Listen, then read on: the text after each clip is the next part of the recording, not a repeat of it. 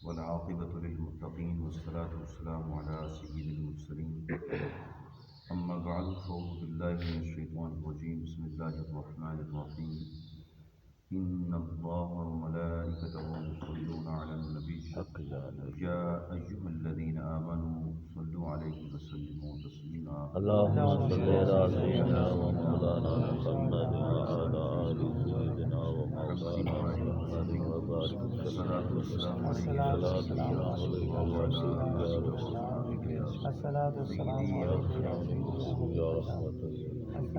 رمضان المبارک کے آخری ایام جاری ساری ہیں. جیسا کہ آپ جانتے ہیں فطرانے کے دن ہیں، لوگ فطرانہ ادا کر رہے ہیں. کچھ لوگوں کی زکوٰۃ باقی تھی، وہ زکوٰۃ ادا کر رہے ہیں. اس کے علاوہ بھی رمضان المبارک میں لوگ صدقات نافلہ اللہ کی راہ میں خرچ کرنے کا جذبہ رکھتے ہیں. تو اب سوال یہ پیدا ہوتا ہے کہ مانگنے والے تو بہت ہیں، فطرانہ ہمیں دے دیں، زکوٰۃ ہمیں دے دیں، فلاں ہمیں دے دیں، یہ بھی ہمیں دے دیں، وہ بھی ہمیں دے دیں. تو چند احادیث ایسی ذکر کرتے ہیں جس سے ہمیں اندازہ ہوگا کہ کون لوگ حقدار ہیں اور کون لوگ نہیں ہیں حقدار. اچھا یاد رکھیے ایک بات کہ جو چیزیں فرائض میں شامل ہیں، مثلا زکوٰۃ فرائض میں شامل ہے، جو صاحب حیثیت ہے اس پر زکوٰۃ فرض ہے. اسی طرح صدقہ فطر یعنی فطرانے کو حضور نبی کریم صلی اللہ علیہ وسلم نے واجب قرار دیا ہے. فرض کے بعد واجب کا درجہ ہوتا ہے. اگر ہم ان دو چیزوں کو یا ان جیسی چیزوں کو جو فرائض اور واجبات میں شامل ہیں صحیح جگہ خرچ نہیں کریں گے، حقدار بندے کو حق نہیں دیں گے، تو پھر ہماری وہ چیزیں ادا نہیں ہوں گی. آپ اس طرف آ جائیں، سامنے آ جائیں. آج کل ایک عام بلا پھیلی ہوئی ہے کہ اچھے خاصے تندرست چاہیں تو کما کر اوروں کو بھی کھلا سکتے ہیں، لیکن انہوں نے اپنے وجود کو بیکار کر رکھا ہے. کون محنت کرے، مشقت جھیلے. ان کا ذہن ہے جب بغیر محنت کے مل جاتا ہے تو کیا ضرورت ہے. یعنی لوگ مانگتے پھرتے ہیں تو ناجائز طور پر سوال کرتے ہیں، بھیک مانگ کر پیٹ بھرتے ہیں. اور بہت سے ایسے ہیں کہ مزدوری تو مزدوری، چھوٹی موٹی تجارت کو بھی اپنے لیے آر خیال کرتے ہیں. بھیک مانگنا حقیقتاً ایسوں کے لیے بےعزتی اور بے غیرتی ہے اور مایا عزت جانتے ہیں یہ. اور بہتوں نے تو بھیک کو اپنا پیشہ بنا رکھا ہے. بخاری اور مسلم میں سیدنا عبداللہ بن عمر رضی اللہ تعالیٰ عنہ سے روایت ہے کہ نبی صلی اللہ علیہ وسلم ارشاد فرماتے ہیں، آدمی سوال کرتا رہے گا یہاں تک کہ قیامت کے دن اس حال میں آئے گا کہ اس کے چہرے پر گوشت کا ٹکڑا نہیں ہوگا. اللہ اکبر. حضرت سامورہ بن جندب رضی اللہ تعالیٰ عنہ سے روایت ہے، یہ راوی ہیں، کہتے ہیں کہ رسول اللہ صلی اللہ علیہ وسلم کا فرمان عالی شان ہے، سوال ایک قسم کی خراش ہے. خراش تو آپ سمجھتے ہیں نا، بندہ زمین پر گر جائے یا دیوار کے ساتھ کوئی رگڑ لگ جائے تو جو رگڑ لگتی ہے اس کو خراش کہتے ہیں. حضور فرماتے ہیں کہ سوال کرنا ایک خراش ہے. آدمی سوال کر کے اپنے منہ کو نوچتا ہے، جو چاہے اپنے منہ پر اس خراش کو باقی رکھے اور جو چاہے چھوڑ دے. ہاں اگر آدمی صاحب سلطنت سے اپنا حق مانگے یا ایسے امر میں سوال کرے کہ اس سے چارہ نہ ہو تو جائز ہے. یعنی اگر کوئی صاحب سلطنت ہے، کوئی بڑا ہے، کوئی یعنی کسی کے پاس کام کرتا ہے اور مزدور نے اپنا حق مانگ لیا ہے تو اس میں کوئی حرج نہیں ہے.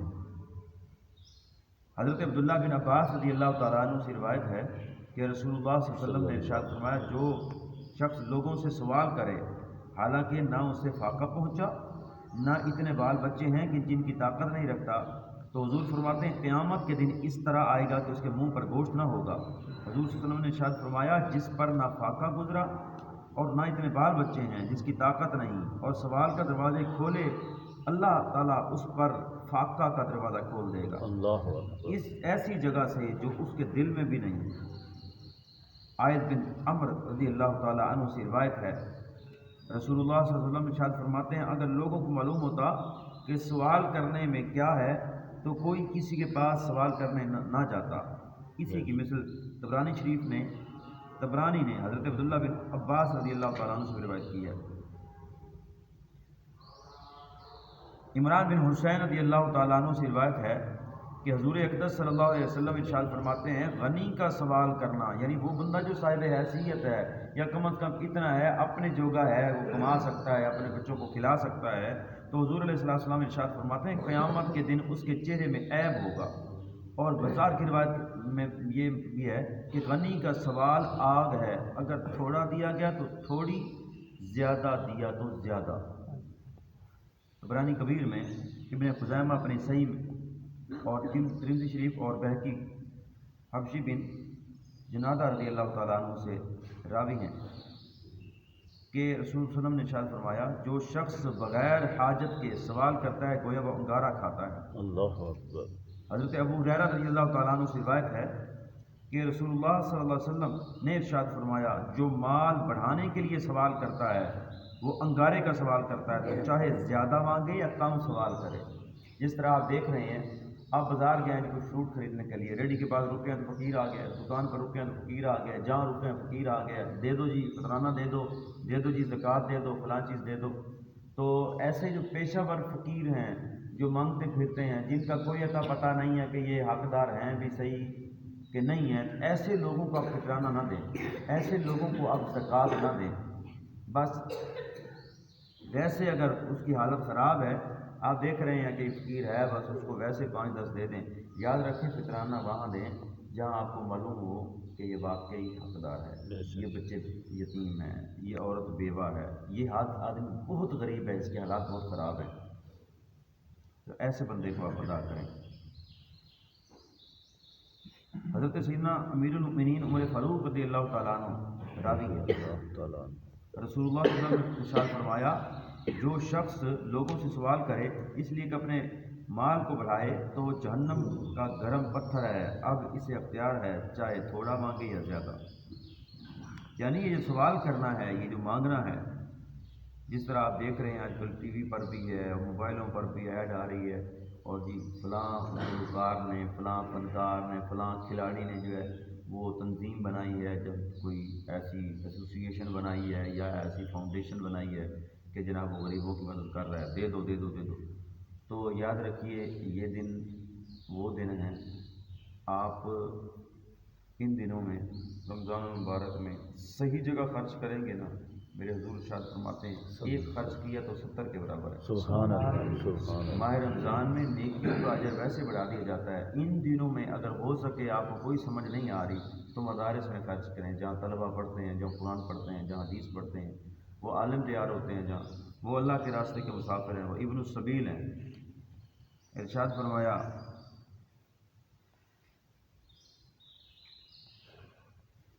مسلم شریف میں ہے، راوی کہتے ہیں کہ مجھ پر ایک مرتبہ تاوان لازم آیا، میں نے حضور اقدس صلی اللہ علیہ وسلم کی خدمت میں حاضر ہو کر سوال کیا، فرمایا ٹھہرو، ہمارے پاس صدقہ کا مال آئے گا، وہ تمہارے لیے حکم فرمائیں گے۔ پھر فرمایا اے قبیصہ، یعنی وہ شخص جو راوی ہیں قبیصہ بن فارغ، سوال حلال نہیں مگر 3 باتوں میں کسی نے ضمانت کی ہو، یعنی کسی قوم کی طرف سے دیت کا ضامن ہوا یا آپس کی جنگ میں صلح کرائی اور اس پر کسی مال کا ضامن ہوا تو اسے سوال حلال ہے۔ یعنی آپ کسی دیت میں پھنس گئے، کسی کے ضامن بن گئے، آپ نے مال اپنے ذمہ لے لیا تھا، اب آپ کے اوپر مسئلہ بن گیا کہ میں اتنی طاقت نہیں رکھتا تھا لیکن ضامن بن گیا ہوں، تو اب آپ سوال کریں اور کہیں کہ یار یہ حق ہے وہ دینا ہے، یہاں تک کہ وہ مقدار پائے اور پھر باز رہے۔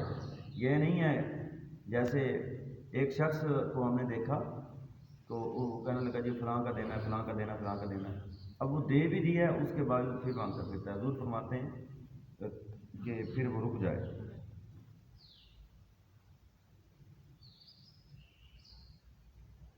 عبداللہ بن عمر رضی اللہ تعالیٰ عنہ راوی ہیں، کہتے ہیں کہ رسول اللہ صلی اللہ علیہ وسلم ممبر پر تشریف فرما تھے، صدقہ کا اور سوال سے بچنے کا ذکر فرما رہے تھے، یہ فرمایا کہ اوپر والا ہاتھ نیچے والے ہاتھ سے بہتر ہے، اوپر والا ہاتھ خرچ کرنے والا ہے، یعنی یوں ایک بندہ ہے وہ یوں دیتا ہے اور ایک بندہ ہے وہ یوں۔ اب یہ جو ہاتھ ہے یہ ہاتھ بتا رہا ہے کہ یہ مانگنے والا ہے اور یہ ہاتھ دینے والا ہے۔ تو حضور علیہ السلام نے ارشاد فرمایا کہ ید الیمین، یہ ید العلیٰ بلکہ ارشاد فرمایا جو اوپر والا ہاتھ ہے خیر من السفلی، حضور فرماتے ہیں وہ نیچے والے ہاتھ سے بہتر ہے۔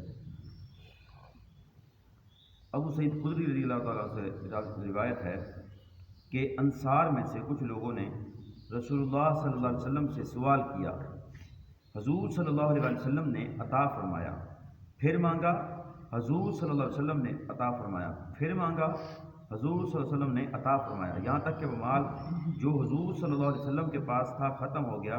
پھر فرمایا جو کچھ میرے پاس مال ہوگا اسے میں تم سے اٹھا نہ رکھوں گا، اور جو سوال سے بچنا چاہے گا اللہ تعالیٰ اسے بچائے گا، اور فرمایا جو غنی بننا چاہے گا اللہ اسے غنی کر دے گا، سبحان اللہ، اور جو صبر کرنا چاہے گا اللہ تعالیٰ اسے صبر دے گا، سبحان اللہ، سبحان اور صبر سے بڑھ کر اس سے زیادہ وسیع عطا کسی کو نہ ملی۔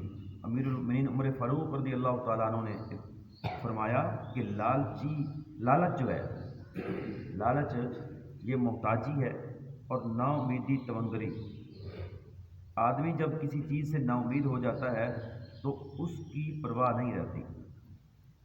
عمر فاروق رضی اللہ تعالیٰ عنہ سے روایت ہے کہ رسول اللہ صلی اللہ علیہ وسلم مجھے عطا فرماتے تو میں عرض کرتا کسی ایسے کو دیجیے جو مجھ سے زیادہ حقدار ہے، سبحان اللہ، ارشاد فرمایا اسے لو اور اپنا کر لو اور خیرات کر دو۔ سبحان اللہ، حضور علیہ السلام کے وہ کہتے ہیں نا عمر فاروق مجھے دیتے تو میں کہتا حضور کسی اور کو دے دے وہ حقدار۔ حضور کہتے چلو یہ لے لو تو تم اپنی ملکیت بنا لو، تم آپ کا ہے۔ حضور فرماتے ہیں کہ پھر اس کو خیرات کر دو، نہ رکھو اپنے پاس۔